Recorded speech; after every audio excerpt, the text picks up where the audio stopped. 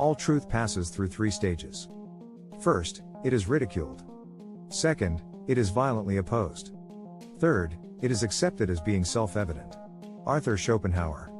To live alone is the fate of all great souls. Great men are like eagles, and build their nest on some lofty solitude. A man can be himself only so long as he is alone, and if he does not love solitude, he will not love freedom, for it is only when he is alone that he is really free.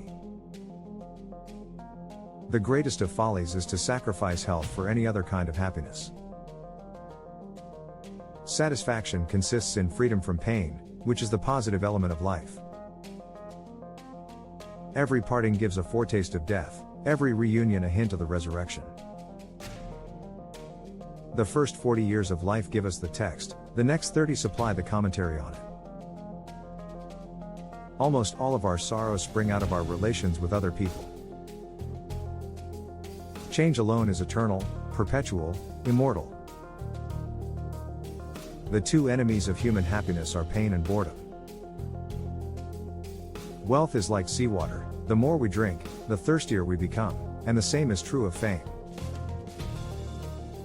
The more unintelligent a man is, the less mysterious existence seems to him.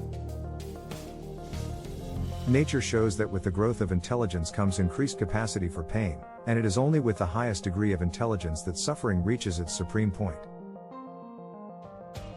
Friends and acquaintances are the surest passport to fortune. It is a clear gain to sacrifice pleasure in order to avoid pain. Sleep is the interest we have to pay on the capital which is called in at death, and the higher the rate of interest and the more regularly it is paid, the further the date of redemption is postponed. We forfeit 3/4 of ourselves in order to be like other people. Wicked thoughts and worthless efforts gradually set their mark on the face, especially the eyes. Will minus intellect constitutes vulgarity. In the sphere of thought, absurdity and perversity remain the masters of the world, and their dominion is suspended only for brief periods. It's the niceties that make the difference. Fate gives us the hand, and we play the cards. The wise have always said the same things, and fools, who are the majority, have always done just the opposite.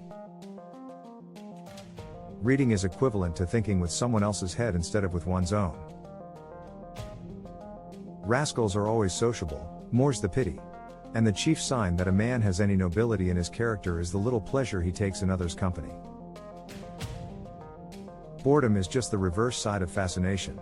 Both depend on being outside rather than inside a situation, and one leads to the other. Music is the melody whose text is the world. If you want to know your true opinion of someone, watch the effect produced in you by the first sight of a letter from him. A man's delight in looking forward to and hoping for some particular satisfaction is a part of the pleasure flowing out of it, enjoyed in advance. But this is afterward deducted, for the more we look forward to anything the less we enjoy it when it comes. Great minds are related to the brief span of time during which they live as great buildings are to a little square in which they stand. You cannot see them in all their magnitude because you are standing too close to them. It is only at the first encounter that a face makes its full impression on us. The greatest achievements of the human mind are generally received with distrust. Suffering by nature or chance never seems so painful as suffering inflicted on us by the arbitrary will of another. Opinion is like a pendulum and obeys the same law. If it goes past the center of gravity on one side, it must go a like distance on the other, and it is only after a certain time that it finds the true point at which it can remain at rest.